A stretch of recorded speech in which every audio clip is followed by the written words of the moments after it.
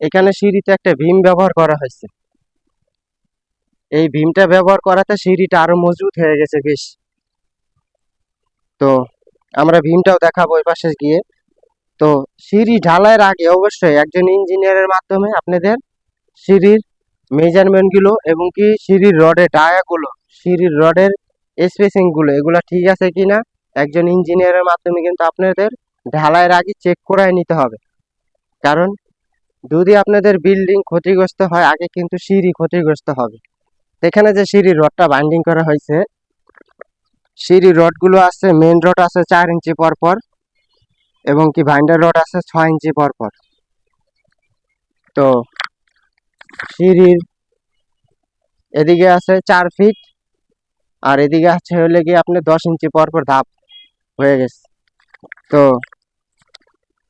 সিঁড়ি ছোট হোক বড় হোক অবশ্যই সিঁড়িতে আপনাদের 12 মিলি রডগুলো ব্যবহার করতে হবে এবং কি সিঁড়ির কাজ করানোর সময় অবশ্যই একটি ইঞ্জিনিয়ার দিয়ে আপনাদের ডিজাইনগুলো করাইতে হবে। ডিজাইন করিয়ে তারপরে এরকম 3 ল্যান্ডিং এর সিঁড়িগুলো করতে হবে। তো এখানে সম্পূর্ণ 12 মিলি রড ব্যবহার করা হয়েছে। 4 ইঞ্চি পর পর মেন রড দেওয়া হয়েছে এবং কি টপ রড গুলোও 4 ইঞ্চি পর পরই দেওয়া হয়েছে। তিনটা আপনাদেরকে দেখাই।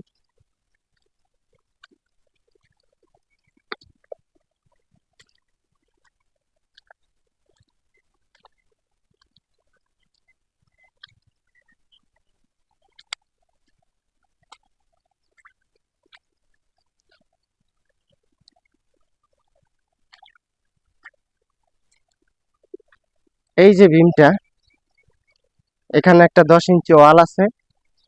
এই ভীমটাতে ব্যবহার করা হয়েছে চারটা 20 মিলি রড আর 6টা 16 মিলি রড। এই টোটাল 10টা রড এই ভীমটায় ব্যবহার করা হয়েছে। তো এই ভীমটার কারণে এই সিঁড়িটা আরো শক্তিশালী হয়েছে বেশি। 3 ল্যান্ডিং এর সিঁড়িটা এটা।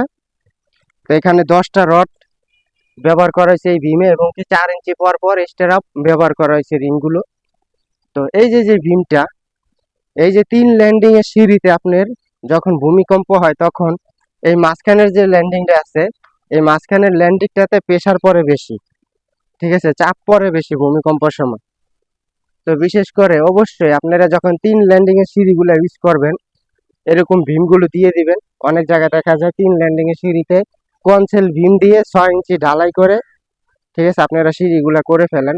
তো এগুলা ভবিষ্যতে কিন্তু আপনাদের বাড়ির ক্ষতি হবে।